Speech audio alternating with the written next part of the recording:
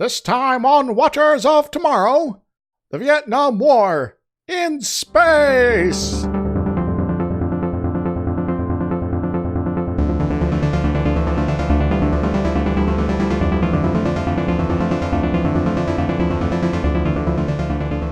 Hello everyone, welcome to Watchers of Tomorrow, the sci-fi review critique show that's putting the humanities back in science fiction. I am Gepwin, and I am joined as always by my friend and co-host Dr. Izix. Hi.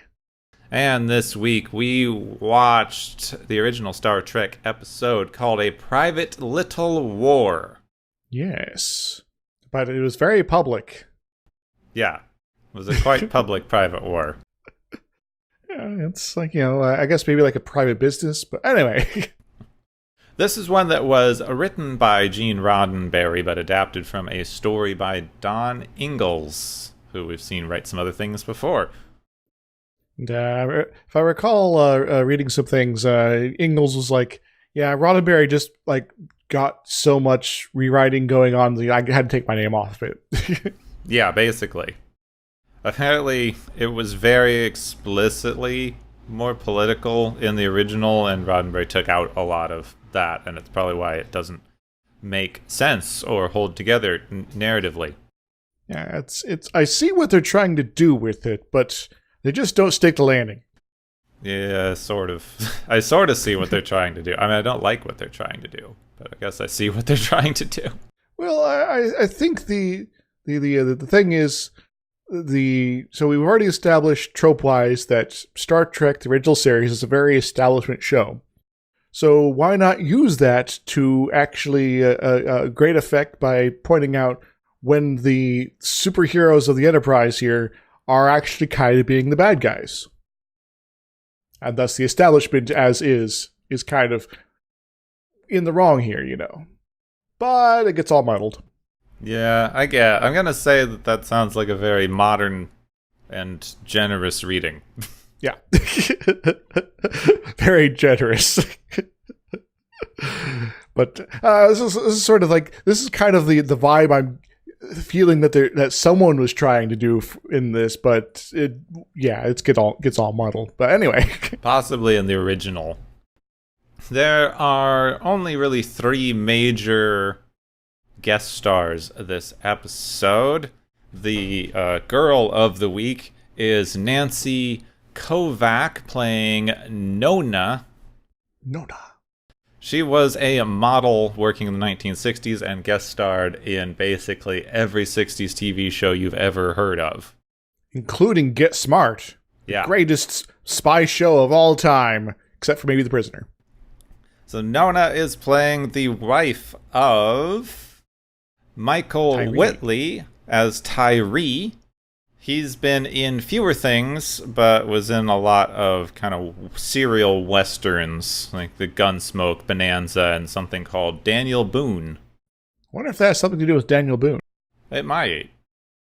It's probably unrelated. It's a different Daniel Boone.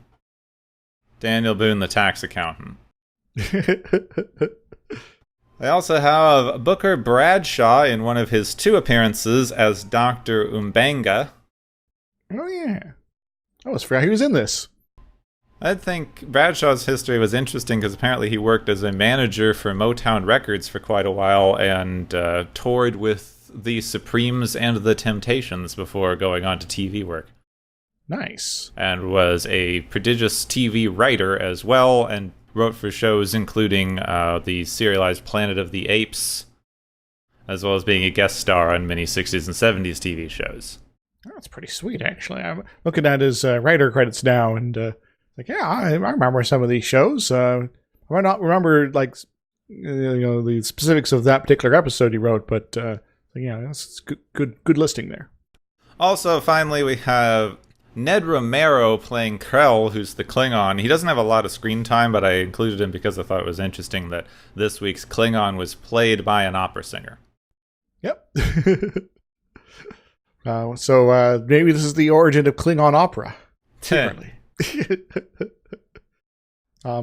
He ends up showing up in other Star Trek, I believe. He's like Chakotay's granddad or something. Oh, Not as Krell, of course, but that would be a very interesting plot twist on Chakotay. Sorry, Chakotay, but you have Klingon ancestry that we didn't tell you about until some random episode in. Anyway. Hi, this episode has more stuff in it, so we should jump in. Despite it not holding together, a lot of things do happen. Yes, it is very actions-focused. We join McCoy as he is gathering plants on an unknown planet and talking to Kirk and Spock via communicator. Both are commenting on the remarkable nature of this planet, one which Kirk is apparently already familiar with from his days as a lieutenant. Yes, it's very Garden of Eden-like, they mention, despite it just looking like every Southern California sort of planet they've been to. Southern California, the Garden of Eden. He was just commenting to Spock about how the people here live incredibly peaceful lives with nothing more than bows and arrows for hunting, when they encounter a group of men carrying flintlock rifles. Well, that's a little weird. The group sets up an ambush for a smaller hunting party that is indeed armed with the appropriate bows and arrows, and Kirk recognizes one of the men as Tyree, a friend he made on his previous expedition. Yeah, specifically one of the guys with the bows and arrows, so if there's going to be a scuffle, he's probably going to be the loser one. Kirk is about to use his phaser to defend this new hunting party, but Spock reminds him that revealing their technology is explicitly forbidden. So he instead throws a large rock, startling the ambush into firing and alerting the hunters. So I guess they've saved the friend, and we can get out of here and beam away without anyone knowing we were here. Oh god, they're chasing us, aren't they? As Kirk and Spock are now targets, and they run back towards McCoy to beam out, but before they can, Spock is shot in the back. Spock, no! Right through the middle of the back, like where you go through human heart. Yes, they return to the ship. There's a new doctor named M'Benga, and he begins assisting because apparently he knows something about Vulcan physiology. Yes, because McCoy is already sort of established. He's like kind of just halfway lost about Vulcans. So, maybe it's like, maybe I do need an expert. We got a Vulcan on board. We should maybe not let him die. Yeah, it's lucky they have a guy who interned on Vulcan, apparently. Yep. Apparently, Spock stands an okay chance of living because the Vulcan heart is not in fact in the chest. But he is still very gravely injured. Yeah, it's like he got shot in the liver. Before they can do anything, the bridge detects a Klingon ship entering orbit. They are able to hide from the Klingons, but they are now effectively cut off from contacting Starfleet for orders and are on their own. Wait a moment, why are we hiding? I don't know. They say that they all have a right to be there. Yeah, so if they all have a right to be... Why are they hiding? Kirk believes that the Klingons may explain the presence of firearms on the planet because the Klingon Empire may be arming some of the inhabitants in a bid to take over. I mean, the locals couldn't have developed these on their own, could they? Apparently, maybe. The bridge crew have a very spirited debate about it, where they're like, well, why wouldn't they just give them lasers or something if they're arming them? He just says, shut up, stop thinking about it. We're going to hand wave this plot point away until later, I guess, sort of. Kirk decides that he and McCoy will beam back down, but they will not be able to stay in contact with the ship because they may need to break orbit in order to stay concealed from the Klingons. Still doing the hiding thing. Yep. So, could just beam down and then have the Enterprise pop out and say, "Hey, Klingon guys, what's up? Didn't see you come in. How's it hanging?" Soon after they beam down, Kirk is attacked by a guy in a big white monkey suit. It's Mugatu. Yes, this is apparently something called a Mugatu, which is a large ape-like predator that is apparently extremely venomous. Yes, and he's shouting, "Obey my dog! Obey my dog!" It bites Kirk before McCoy can vaporize it with his phaser. McCoy tries to beam them up to get medical attention, but the Enterprise is gone. Being vaporized by McCoy is so hot right now. McCoy does his best to keep Kirk from dying, but he's in a very bad way.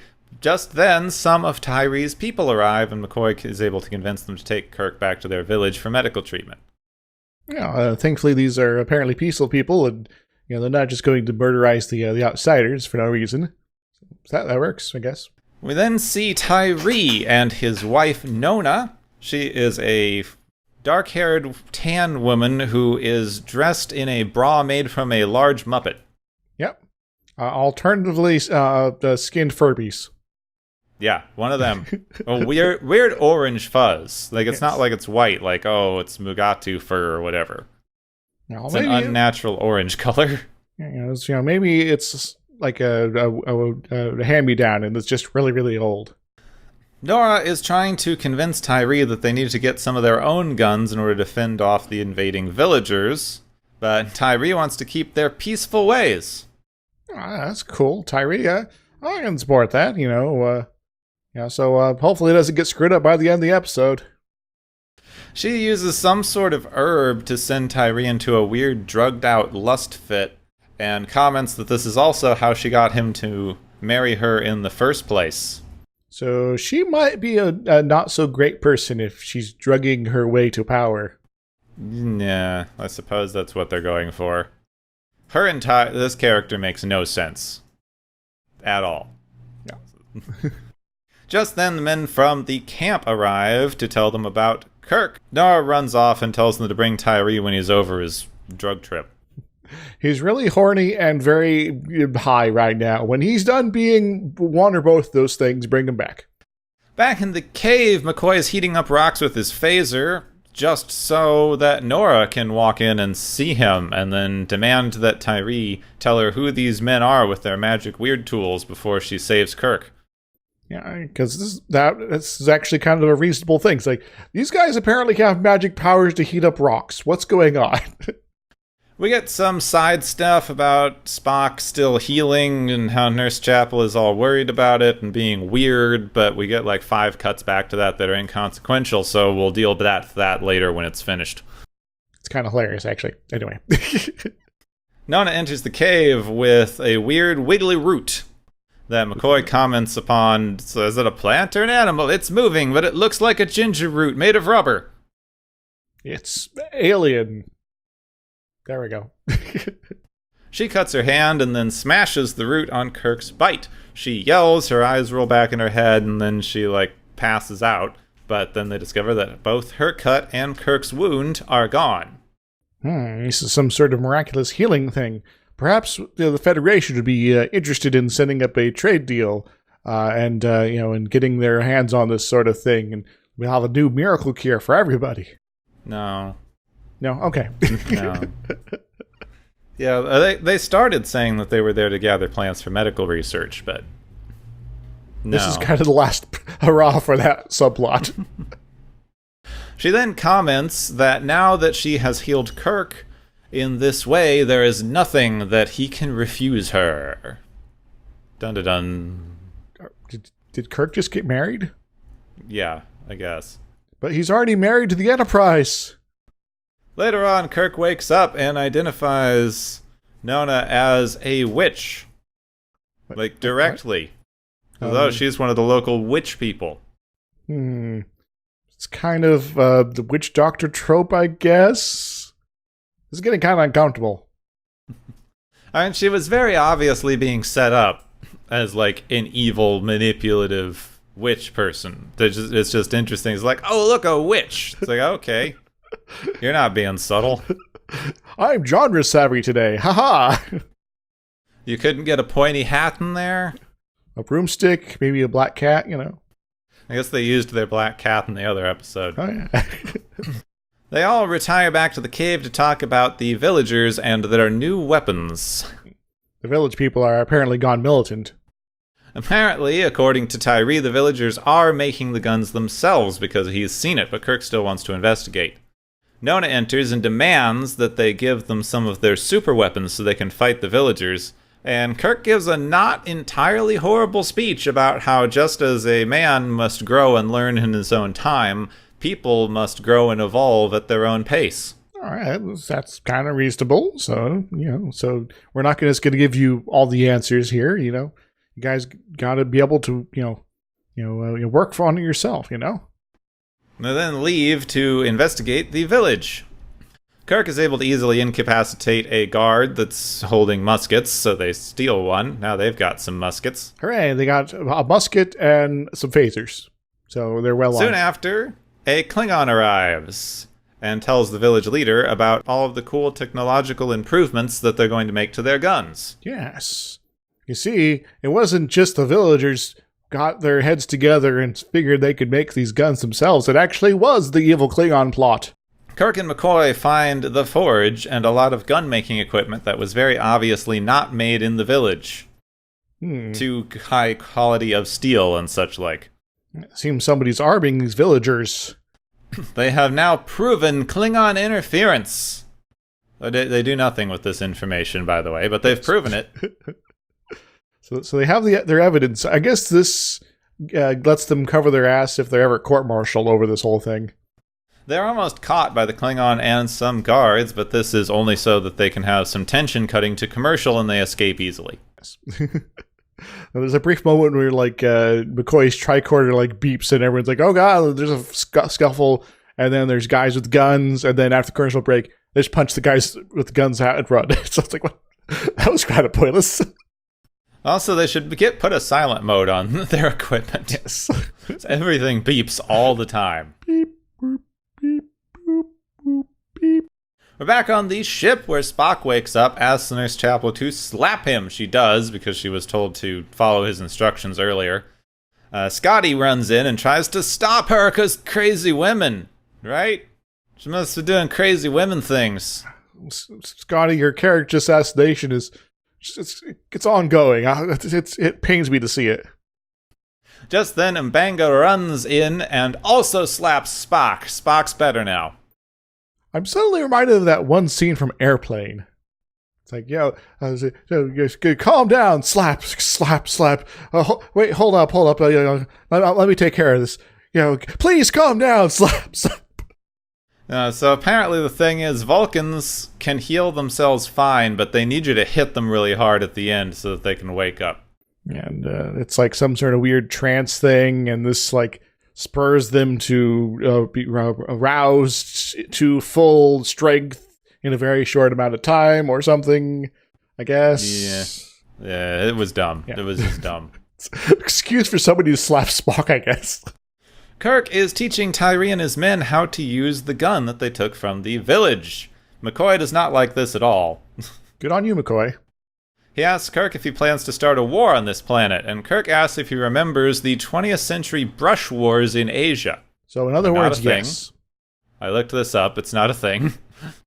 And how two superpowers, not unlike the Federation and the Klingons, gave each side weapons in the conflict, and he argues that this was to maintain balance, because if either side got their hands on too good of weapons, humanity might have devolved into a massive world war and destroyed itself, so the only way to make sure this doesn't happen is to give both sides an equal amount of weapons so that war can be fair, because that's apparently the most important thing. Yeah, just make sure everyone's able to kill each other the exact same amount and everything will be great. McCoy, for some reason, can't come up with a counter-argument.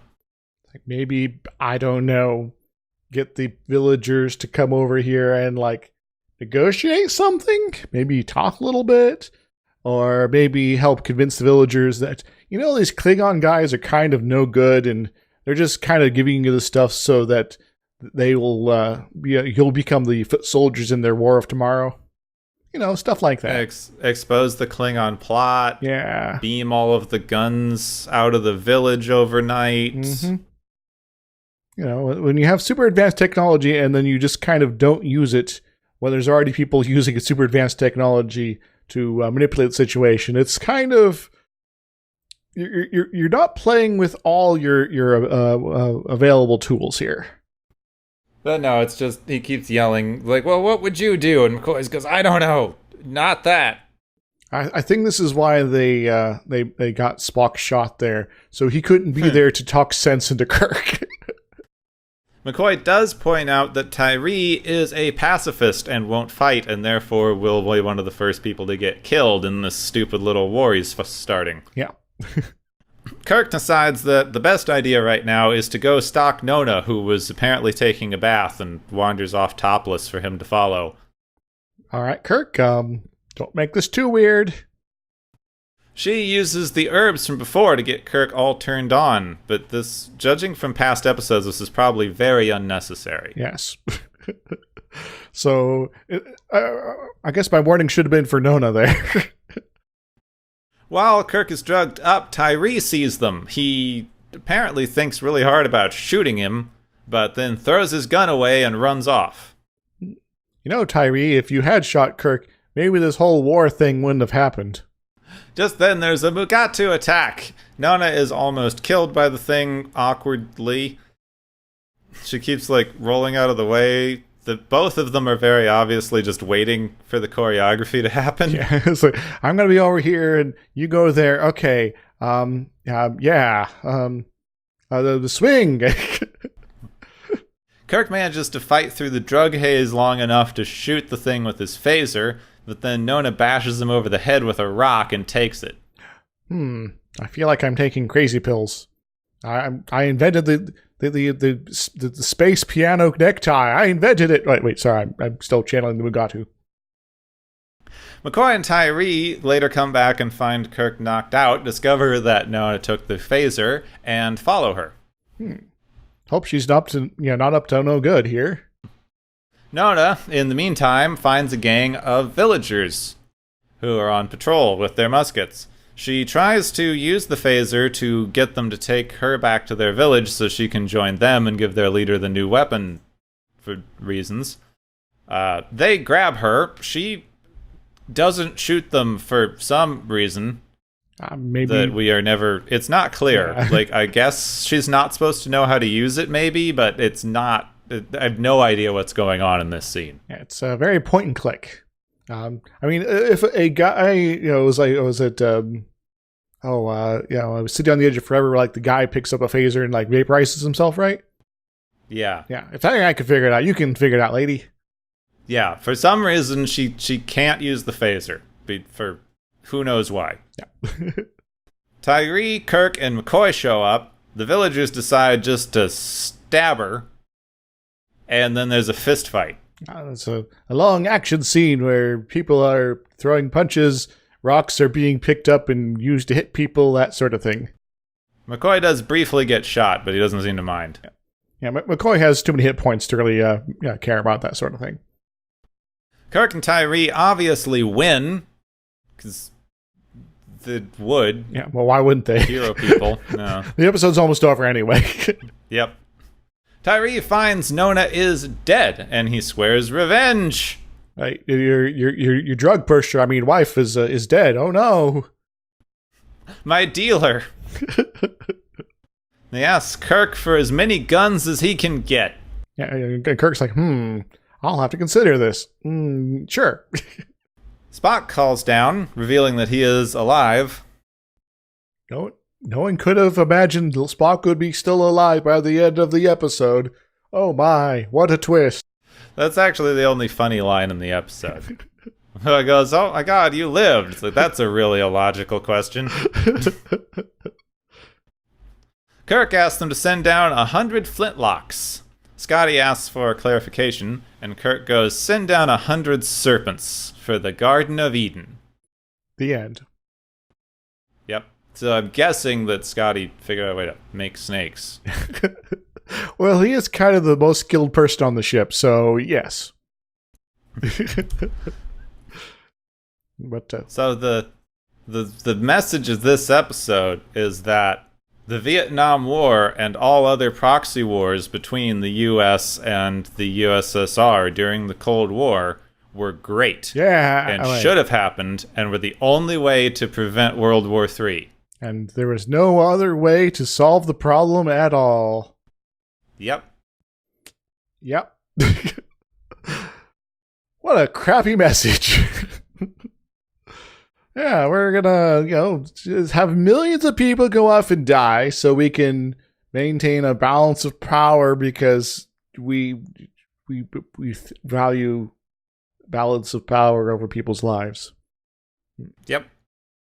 Hooray! The only thing you can do. So the general argument that was laid out by Kirk is that this planet's entire cultural evolution is based on the hill people, who are Tyrese people, and the village people, singing YMCA, have an equilibrium of power that was not violent and was in fact a remarkable state of peace for generations. Yep.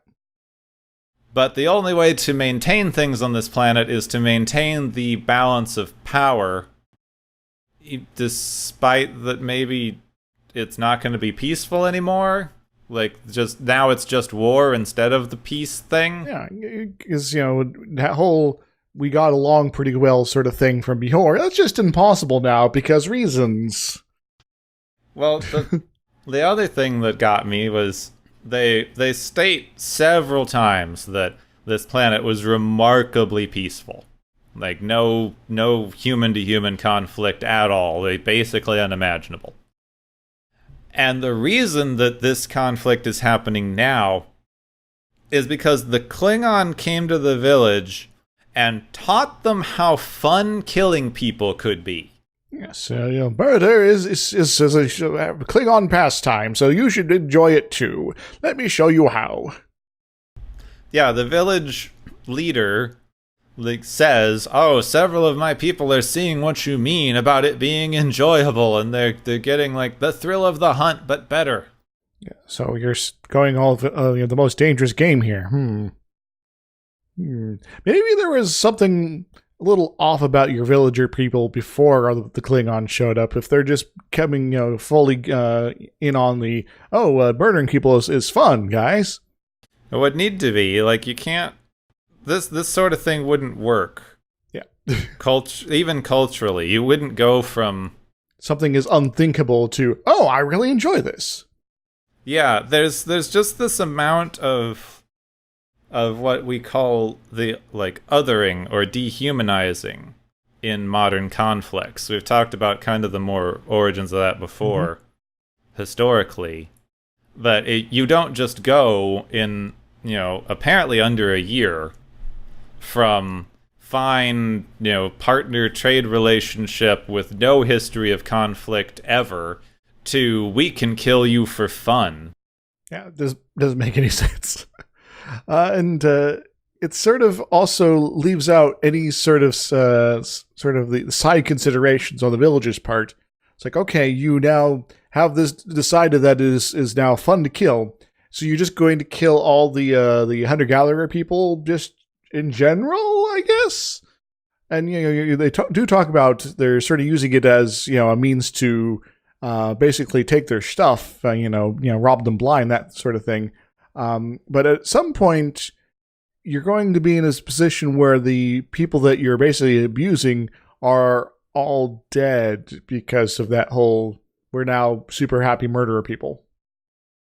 And so you're not going to have anyone to kill anymore. So there's a little bit of a paradox there, but that's maybe a bit further down the road of insanity here. But there is I lost my train of thought. Go ahead. They get into a couple of crummy tropes here. Yeah. Because they've fallen square into some noble savage ideas. That, undeveloped peoples are just peaceful and live lives of harmony with each other and nature in these paradise places until big colonialisty powers come in and mess everything up. You've gone from you are perfect just as you are, and then now we have to, we have this slight bit of interference, so we have to interfere more until you are the right kind of interfered. Yeah, and it's this kind of weird infection idea of this. The reason that people aren't being violent towards each other is because it never occurred to them before. And then once it does, that's it. I know we've already said plainly, this doesn't make any damn sense. But it is troubling that this is a trope that keeps popping up over and over and over again. Much more during the 60s, of course, than you might think nowadays, but it still pops up nowadays. But it is just this weird thing that we as a culture sort of, want to keep believing in, that this is sort of how things go, when you actually look at the real world, and things are not nearly as, quote, clean cut, which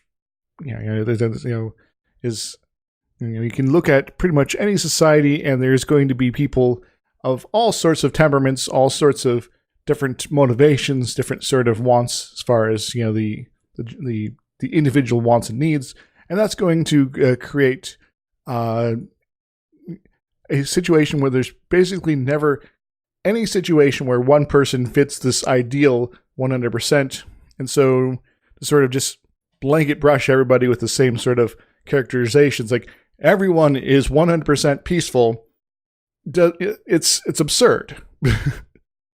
Well, it fits everything into the individualistic ideas that they were and still are espousing in the U.S. especially. That, if a society is peaceful, it's because every single individual is peaceful. The individual is what causes things to happen societally. So if an individual becomes violent, then the entire society becomes violent. Yeah. This one bad egg means the entire group is now something completely different, and lowest common denominator defines the whole group. Yeah, it also gets into sort of that inevitability argument of every pacifism would work fine if everyone were pacifist, but then you get the one guy with a gun in there, and all of a sudden he's in charge, and where's your pacifism now? The pacifists still outnumber the guy with the gun by 1,000,000 to 1 in our situation, let's say. So they're just going to ignore him. And sure, he might hurt people. And if he does so, then people are going to be hurt. And if they are 100% committed to pacifism, then they're going to not try to hurt him back. And that's just going to be how it is. And maybe he'll get bored murdering people. Maybe he won't. But that's sort of just going to be that dynamic that has to play out. Is it that this narrative that they like to use for things like the Vietnam War, where it's just, it's two opposing ideologies that are manipulating this one place. It's just a very convenient way to simplify out the kind of broader geopolitical context that causes these sorts of things to begin with. After World War II, all the major superpowers had kind of left the rest of the world in sort of a shambles. A little bit. Like, everybody was fighting everywhere, everyone. We were blowing stuff up willy-nilly. And then, all of a sudden, every country that wasn't one of the major superpowers that won the war was basically out of luck. A bit, yeah. So, of course, they're going to start going we need to, get help from one of these superpowers, or maybe this communist idea of, bringing in communal resources and stuff sounds like a thing to try. So we'll grab our particular flag of interest and run with it, and they'll give us support, and then we'll be able to rebuild our society and make all our lives more fantastic. And oh no, there's another group that's maybe even inside our own country here that is of a different sort of bent and who they want to be associated with, and they have now ideas that we are an enemy, and we have ideas that they're an enemy. And we're kind of being used as pawns in the struggle between those major powers. And this is just kind of all terribleness here. And, there is and has been people that are like, wow, this is just awful. Let's just say screw it to both these sides, try to forge our own path here. And so you even got the quote, the third world as a certain connotation in sort of the current context, but the term was sort of put together as we're basically the countries that don't want anything to do with the rest of you guys here, because we see what you're doing with these guys, with the folks in these particular countries, these areas, and we're just not going to get involved here, and we're going to hopefully not be your pawns. Didn't always work, but that's kind of the movement they were trying to go for, because really being manipulated by a massive power like this sucks. But all the same, the people that are that are willingly going along with it still see for themselves and their supporters and their core power base benefits. So we now have weapons in order to defend ourselves against the people of the different ideology over there, and we're now going to make use of that. And we might lose out in the end, or might be victorious in the end, but for the time being, everything's fine, and I'm able to have my presidential palace. Yeah, I can see, like, 3 basic things they were trying to do with the narrative in this episode. Which I also get, because Roddenberry was in the military during World War II. So, I understand the anti-pacifist message that keeps popping up in this show. But remember, Starfleet's not a military organization. Oh, no, of course not. Heaven forbid. So they did a big anti-pacifist push in this, both with the Klingon very easily teaching people to kill each other, and then kind of the one pacifist character just like, well, you're definitely going to die, and then the entire thing at the end with the only reason he's a pacifist is because nothing has made him angry enough to want to kill people yet. Yeah, doesn't quite make any sense. That the other 2 things are this weird mix of, one, explaining what the United States government was doing at the time as, like, we're just trying to maintain a balance and, defend freedom, but keep an equilibrium. We're not trying to actually take over anything. We're trying to just, maintain the balance of power between the 2 superpowers, yada-da-da-da. But also, we feel so bad about it. Like, so bad. It's okay, because all the people in power really regret these decisions that they're forced into, and look how bad they all feel. Yeah, I'm not buying it. But they didn't have any other choice. No choices at all. Like, Nixon was forced to continue Vietnam because this is the only option. I'm sure he was really sad. Yeah, he must have cried himself to bed every single night. For realsies. The other interesting one is I was doing some research on this, and it was hard to find particulars from something that was that long ago and such an outdated argument. That they seemed to be arguing against not interference, but basically not giving them nukes. The entire crux of their argument at the end was, if you give the people you're supporting too much power, then they're going to start overrunning things and wipe out the whole planet. Sort of, we're, I guess sort of we are worried about your responsible use of this.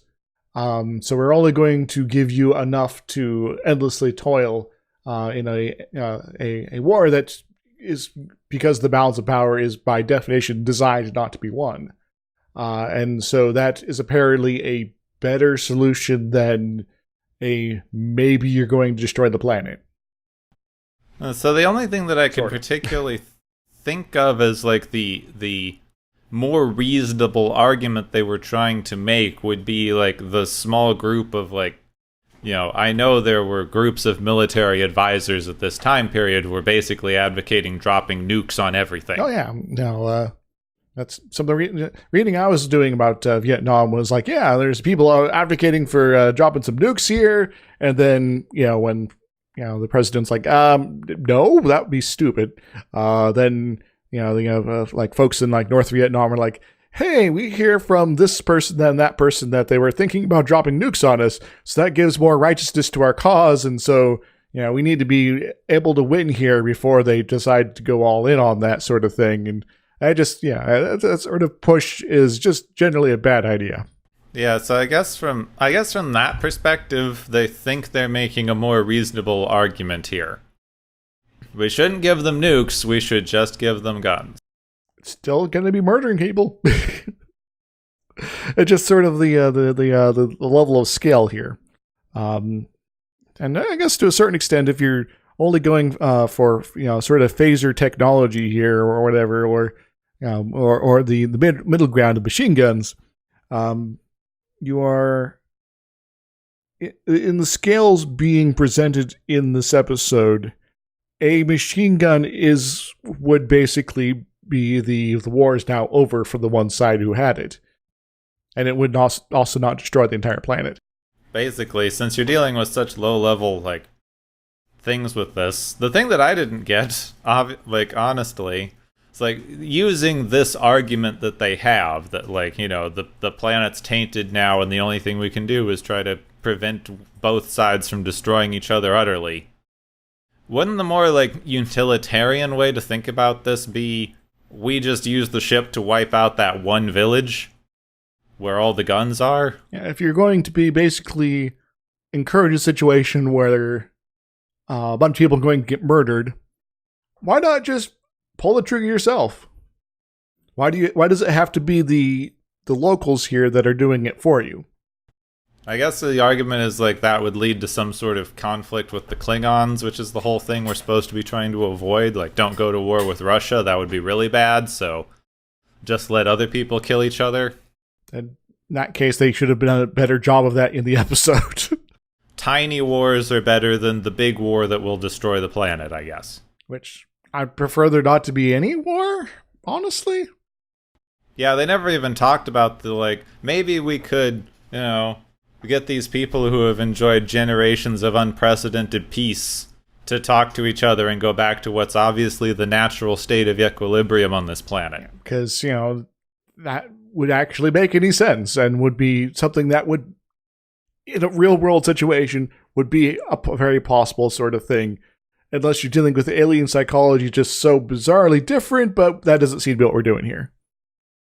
We're just using TV psychology, which is even worse. The only other, the other thing that I get, this is a little bit nitpicky before, there's 2 or 3 little, bad trope things that I don't feel like we can dive into hugely, but I want to mention later. But giant monkeys? Yeah. And witchcraft and some bad messaging with the native shamanistic tradition thing there. Mm-hmm. There was a thing that bugged me anthropologically about this episode, and I get that it's a little bit nitpicky, but they all talked about them having flintlocks, and they're well, that's the natural next step of weaponry from bows and arrows. They could have developed that themselves because, cultures go from bows and arrows to complicated flintlock rifles overnight. In fact, that's the next thing you would invent, right? It's an electronuclear magnet. It's the next logical step. There's no invention of gunpowder that you use for ceremonial stuff, and then fireworks and rockets, which were way before firearms, and then once you figure out some metal stuff, you have cannons. Yes. Because having a larger blast chamber is easier than tiny blast chambers, and then you have the hand cannon fire stick, which they used during the Middle Ages, which was basically a small cannon on a stick. And a bit of a blast there, some kick too, which were contemporary with crossbows, because they were more just cool than anything else. They worked way worse than crossbows. Well, if it hits, which it probably won't, it's going to do a lot of damage, but you gotta hit. So, close combat only, pretty much. Yeah, and then just the other, cultural, technological advances that would lead to any of these things. A bow is a hunting weapon. A crossbow is less of a hunting weapon. A crossbow is a mass-produced weapon that you can train people on easily for military-style army warfare. Indeed. Same thing with guns. You probably wouldn't invent cannons in the first place, so you wouldn't get to guns. If all you're doing is using your weapons for hunting, you probably wouldn't get to firearms for quite a while, because the cannons are for breaking down big pieces of masonry like castles. Yeah, you sort of need to be much further along in metalworking and metallurgy, that sort of thing. So that's like, oh, we can now we got our fireworks. Those are for our ceremonies and displays and holidays and things like that. But what if we like did a thing where we like fired out a thing from like a portable sort of device here, and and then it's like, oh, then maybe we could put a thing in it that it fires that out, and we could hit something with it. It'll be like firing a bow. So we'll like design a special gun arrow that will fire from our firework projectors here, and then wait, maybe an arrow doesn't work so well. We'll make it smaller, more metallic too. There we go. And then that'd be much further along because they had to skip the whole canon step in the first place. Yeah. But this is also looking at technology as this inevitable one thing leads to the other march of progress idea, which I guess they really, really loved during the modernist era. Yeah. It's the civilization tech tree. It's still ignoring all of the other socio-political things that would go into this, because they invented gunpowder. You could invent gunpowder accidentally, messing with chemicals, fine. But the reason that it started transitioning into weaponry was because where they invented it in China had been involved in a lot of small inter-territory, wars for 1,000 years. And there's various rises and falls of dynasties and split, kingdoms, things like that. So there's a little bit of strife from time to time in China. Well, it's the same sort of feudalist land-grabbing idea that leads to you building large fortified defensive structures, which you need siege weaponry to take on, which then leads you to use gunpowder in your siege weaponry. If you have a peaceful state that doesn't involve building large military defenses, you wouldn't naturally move from bows to, gunpowder-powered siege engines. So yeah, there's a big gap here. You wouldn't just randomly invent flintlocks. I guess this is also sort of, okay, so obviously the Enterprise crew are idiots on this sort of front. I guess they lost their historian when Khan showed up, so I guess that maybe explains it. But it is sort of maybe in sort of a speculative sort of fashion. It's like, okay, now you have this new situation on the planet, and you got the two powers that are trying to interfere, and you also have this sudden new joy of killing for the one group and revenge-based killing for the other group, but also maybe a faction that's like, just chill out, guys, and things like that. I have so many questions as far as, okay, so where is this society going to evolve from here? Are they just going to kill each other and wipe each other out?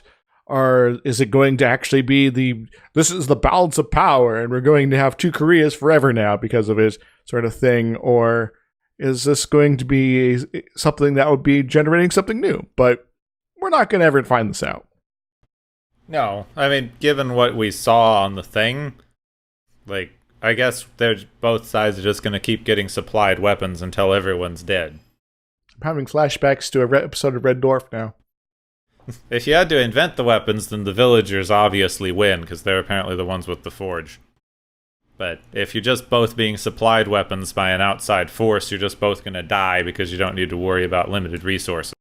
So, there's an episode of Red Dwarf called Wax World. It's a planet that is populated entirely by androids, wax androids. So basically you got wax mannequins and things like that, except they're androids, so they can move around. And they're of all sorts of famous figures. And there's technically 3 areas, but only 2 matter. One filled with all the greatest, quote, good figures in history, and in another area, all the, quote, worst figures in history. So you would have, Mother Teresa and Queen Victoria in the one place, and then, Rasputin and Hitler in the other one here. And they're facing off in a war before the main characters even show up there. And so the quote good people are like, we're losing because all our people that knew how to fight are already dead. And we're just like all the pacifists that are left over. And so one of the characters basically takes the Kirk role and is like, I'm going to help you figure this out. And we're going to take the fight to the other side, and I'm going to teach you how not to be a pacifist. And this is kind of the episode where it's kind of clear that this particular character, Rimmer, is the bad guy.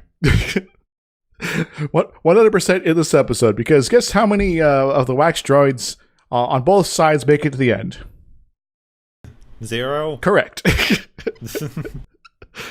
Yeah, he basically uses all the folks that the pacifists as a distraction, while I think it was Queen Victoria is stuck inside the bad guy's compound, and machines guns them down, and then another character turns up the heating out the heat in the bad guy palace, which melts all the remaining wax droids.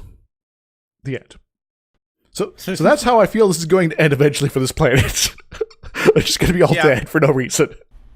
I think so, because they destroyed the Eden. Yeah. Like they do. I think we should briefly mention how crummily they deal with kind of the shamanistic stuff with Nona. Okay. Because she, like, even just being a witch person character is kind of horrible to begin with. Playing her up as some weird, manipulative, drugged-up power broker person. So this is obviously someone who is wielding the knowledge that they have and their proficiency with using various chemicals and plants, things like that, to manipulate themselves into a position of power, and then what? Just have power?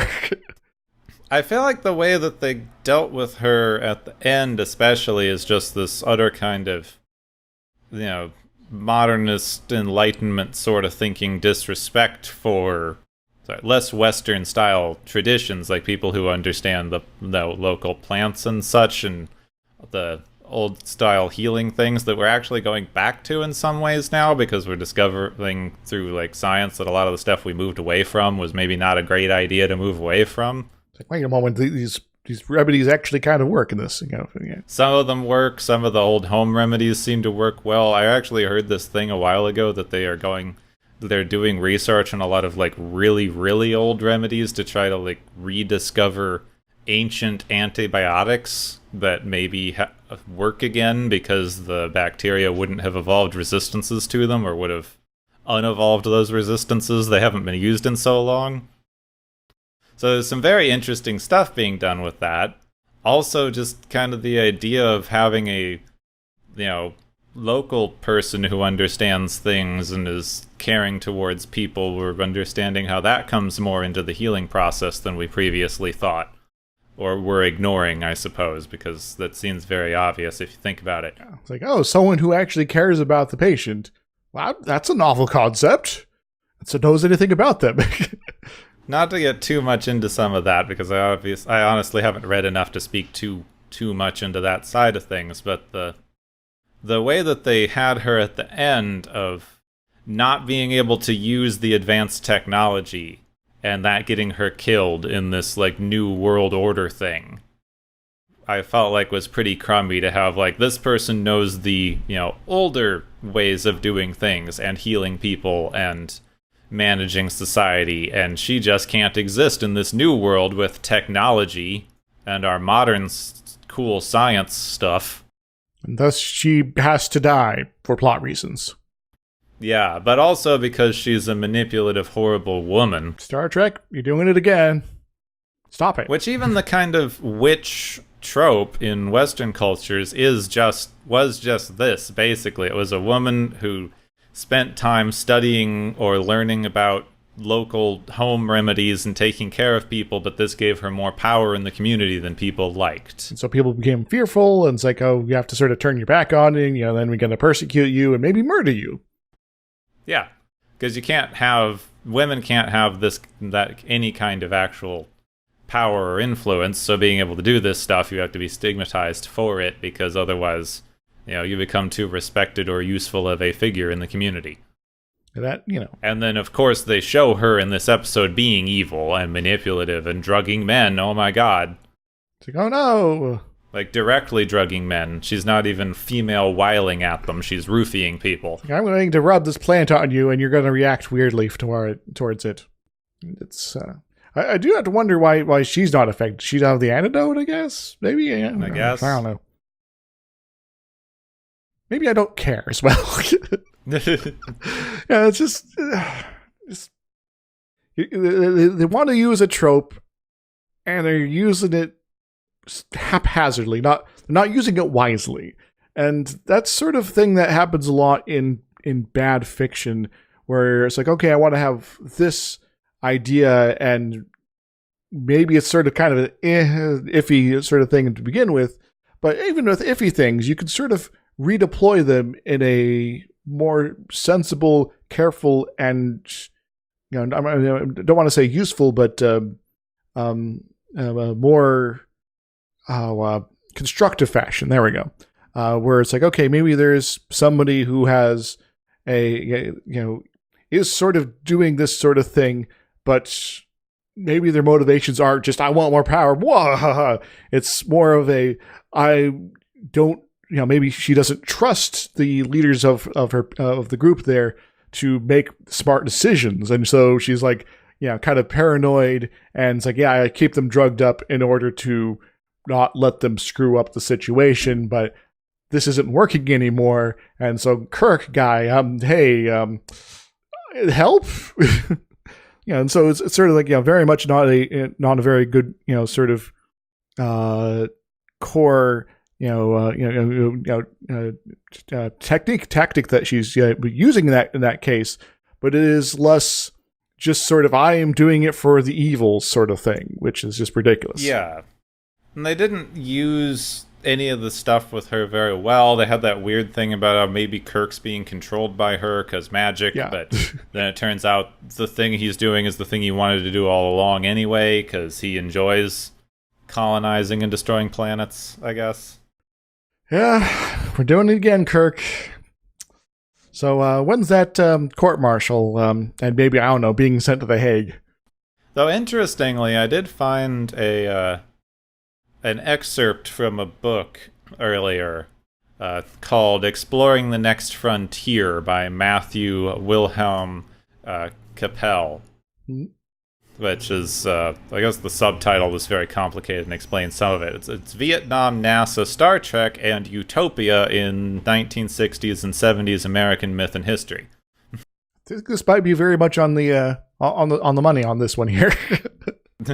Well, it says that this episode, as well as the other 3 sort of colonialist Vietnam sort of episodes, being Return of the Archons and Paradise Planet? This Side of Paradise? One wrong. This Side of Paradise. The first 2, it's kind of represents an evolution of Star Trek's ideas of dealing with Vietnam as a concept. Mm-hmm. Because the earlier episodes, Kirk comes in, goes, "What prime directive? This is mine now. Look how great we are for instilling our ideas and culture on this planet. Are we really even meant to live in paradise anyway?" And in this episode, he's doing that, but he goes, "I'm sad about doing this." Yes, I am losing paradise intentionally, but now I'm depressed. Yeah, so basically they're saying that giving it a generous benefit of the doubt, it represents a slight changing in their thinking from, of course, colonialism is great and we should instill our American values in other places, to maybe this is an unfortunate inevitability that we just have to live with. You're on the right track. Just need to go a few more steps, guys. Mm-hmm. Yeah.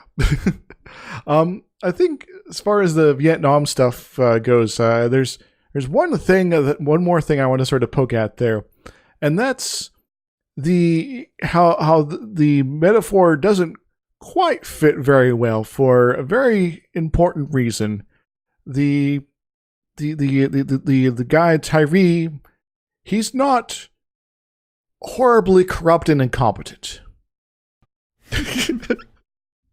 So, in my some of my reading things like that about Vietnam, specifically before major U.S. intervention, before Gulf of Tonkin stuff here, there was several attempts to try to sort out the situation without it being a massive conflict or anything like that.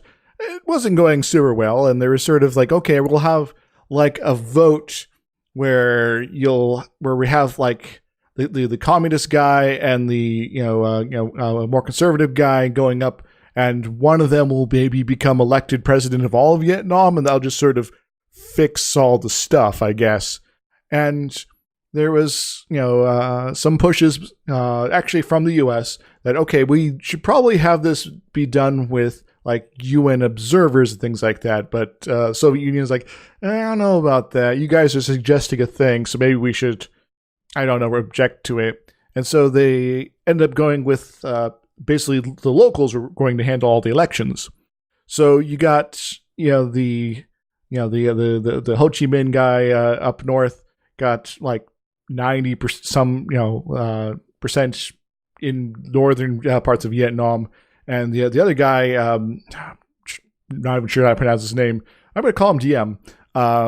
Getting similar percentages on the southern bit of Vietnam, including like 133% in one area. Not 100%, over 100% of the vote. That sounds all legit and on board. Yes. And so you had like the American people that were assisting the guy in the South there. It's like, that's maybe a little excessive. Like someone could maybe believe a 60% win here, but that level, no, what doesn't make any sense. But he did it anyway, and then suddenly you got more stringent divisions between North and South.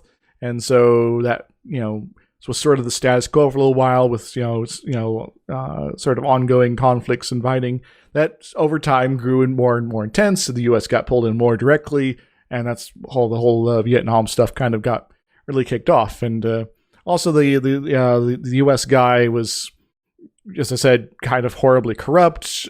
He didn't really have a very good handle on how to even run his own government. Which, I was like, oh, we're being attacked by the communists here. I guess we should fight? We're not going to really do it very well or, like, have a plan, though. So, whatever. And so it's like, the Americans, like Eisenhower's like, do we really have to put up with this guy? and so it's sort of like, it's like comparing it to this episode, it's like, the Tyree might be a pacifist and he has no interest in being in conflict here at all, from a very like, this is just unthinkable to me sort of thing. And he is such a better person to be in charge of any sort of organization or group than what the real world counterparts were. Well, that's why they had to kill his wife in front of him so he'd get mad enough to be incompetent. Want revenge, I guess. So you're going to be able to fight now. Yeah. Are you incompetent too? Sure. Well, we're not going to show that part because that might help muddle the message that we're trying to sort of argue here. Well, it's just the continued oversimplification stuff. Yeah. Because it's just like, both of the powers in this are messing with people. Well, the Klingons seem to be messing with the planet just 'cause. Yeah. Well, it's sort of implied that they'll eventually become part of the Klingon Empire, and this guy will be a governor or something like that. But yeah, But why they need or want this planet, who knows? To stick it to the Federation, I guess. The Klingons don't really seem like guys that want to share power with a bunch of random planets. They're not really Federation builders. They're more conquerors. That's what they're sort of being portrayed at here, and generally later Star Trek as well. The Federation has to unfortunately intervene to just prevent the Klingons from doing this bad thing, right? Because that's why you do stuff. That's why the U.S. was intervening in stuff, because the communists were doing a bad thing, and we had to intervene to keep them from doing a bad. Don't think about it too hard, guys. I think I'm about done here. Yeah, I think we've been beating the same drum with this one. Because it was weird. Like, it's a weird, anachronistic argument to see. Yep. I will say that this episode disappointed me more than some other ones. Because it started out in a weird way with the weird action thing and Spock being shot, and then the whole thing with Kirk having to get Medicine Man healed from his bite. Mm-hmm. But the middle, when like Kirk and McCoy get into an actual debate and argument about values and the course of action they should be taking. Yeah, and like, this is getting into like real Star Trek. Yeah, so we got a moral dilemma. Let's see if we can figure out a good way to resolve this moral dilemma. No, fist fight. Nope. They dropped the interesting discussion immediately. Yeah. So halfway through, I was like, oh my god, is this where it starts being Star Trek? And then it didn't. That's why I mentioned, it's kind of like weirdly specific that Spock was taken out of the core of the action here, because, him being there would change this dynamic so that, he might be, say, prompted to offer up any alternative whatsoever. Well, McCoy's just like, I'm just a doctor. I don't know what. It's sort of story-wise, that would be the sort of the make sense. But, given that what we got, that wouldn't have happened anyway. But, Yeah, they very specifically said in some stuff about the other earlier script that, Spock was on the planet for longer. That he wasn't, like, killed. Or shot and removed, anyway. And they more explicitly made it sort of a Vietnam allegory. I think they even specifically said in the original script that the village leader was like a Ho Chi Minh type. So for all, Roddenberry, I guess, was scared of doing a direct Vietnam thing. I guess, if you're worried about getting canceled, that'd be a concern. But, if you're worried about getting canceled, go all in. I don't know, maybe I'm spiteful like that. So I just don't know. The weird half measure-y thing they did didn't work out. This is rated as a bad episode overall. That's not like we're unique in this one. I guess sort of doing the half-ass sort of messaging is kind of a Star Trek tradition. They've been much further along in the series, unfortunately. But maybe we'll touch on that more later. But since we're in danger of just retreading the same ground over and over and over, I think it's time for the galaxy's favorite game show!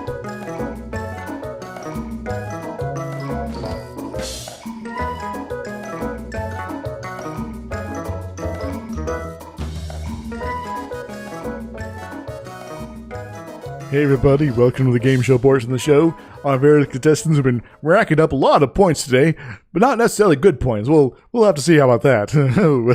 Our first contestants who have won some prizes here. The first ones are going to Kirk and Krell, the Klingon, the unnamed in the show but has a name apparently. Klingon here. They get the Cold War Strategy Award for using our random planet of the week as their proxy in a larger Klingon Federation conflict. What do they win, Kepwin? I think Kirk and Krell should win an older idea that's era appropriate, a small room for them to just fight it out in. Well, they had an opportunity in the Forge there, but Kirk decided to run away, so, maybe we should get... Krell wins! By technical elimination. So I guess we should just hand over the planet entirely. Excellent. That will save people a lot of lives. Our second, contestant here, or third technically, has won the Too Weird to Die award, which is going to Spock because he got shot through the liver, where the humans keep their hearts, and he needs to be slapped around before he gets better. What does he win, Kepwin? Spock gets a very meta award, so I hope people have been paying attention to previous episodes. We're taking away the plot armor that we gave him last episode, because he obviously doesn't need plot armor, he has a plot metabolism. He's just going to sort of go for a while in order to get over any injury. Oh. Our third award is the Monkey Business Award, which goes to the Mugatu, obviously. What does it win, Kepwin? The Mugatu wins a little monkey fez for his horn. Fezes are cool. Yeah, I like critters with big horns and things like that. Anyway, our final one is the What Prime Directive Award, which goes to Kirk and McCoy, also for obvious reasons. What do they win, Kepwin? Kirk and McCoy get the It's Almost Star Trek award. They almost did it. Had a little bit of a discussion. Also, stop making me like McCoy. He's a racist son of a... Why'd you give him the reasonable argument? How about we take something that was given to Spock in the episode and give it to those two? Nurse Chapel, would you please come over here, please? That's all I got, Gepwood. Take us away. Thank you to all of our contestants. I hope you enjoy your prizes and dying in dumb international conflicts. And thank you all for joining us here on the Galaxy's Favorite Game Show.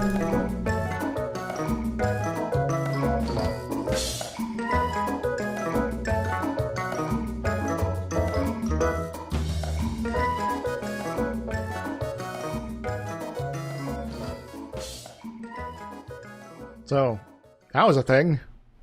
Yeah.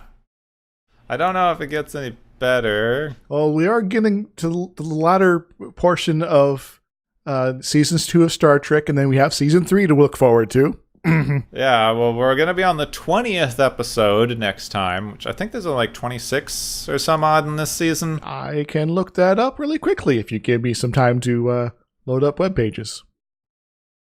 Keep talking. I have not heard of the next episode. Neither did I. At all. That can't be a good sign. It's either going to be boring, pointless, or confusing. At least given our track record here. Sometimes all three.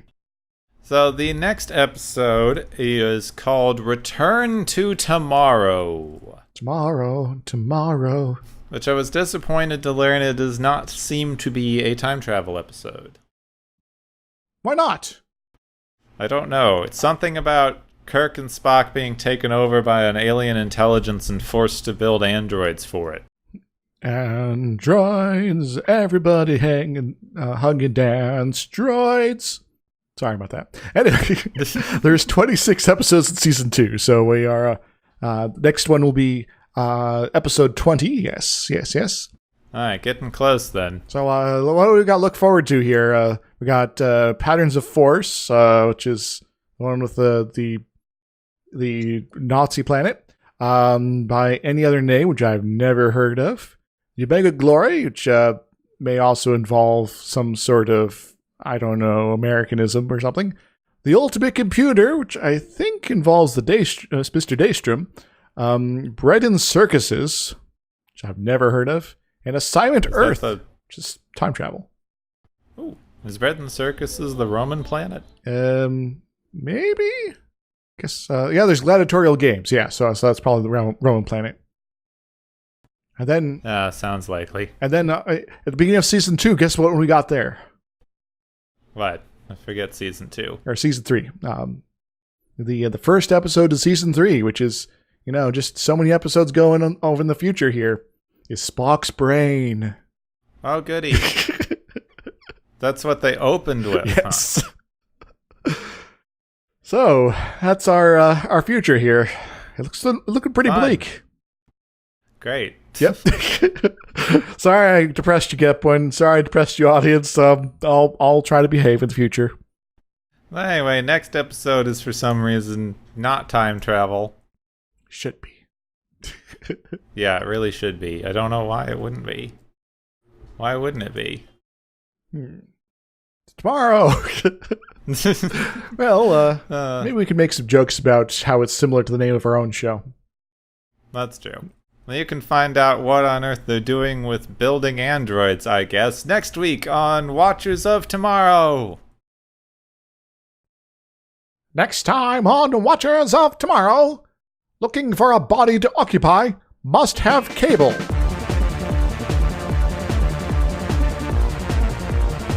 You have been listening to Watchers of Tomorrow, a podcast on science fiction media. Find and follow Watchers of Tomorrow on Podbean, YouTube, Spotify, iTunes, Google Play, Stitcher, Pocket Cast, Spreader, Digital Podcast, and perhaps many more to come. If you enjoy our podcast, make sure to subscribe for more. And where possible, make sure to rate your experience or leave us a review. You may find Gepwin on YouTube youtube.com/Gepwin and Twitter @Gepwin. You may find me, Dr. Isix, on youtube.com/Dr. Isix and Twitter @IsixLP. Music is Waveform and Mori's Principle, both by DRKRN. You can also check out the Watchers of Tomorrow Discord channel. Make sure to share the experience with your friends, family, enemies, and alien overlords. If you feel you are suffering from transporter syndrome, please be aware that the next time you step off the transporter, that you, that is now, no longer exists.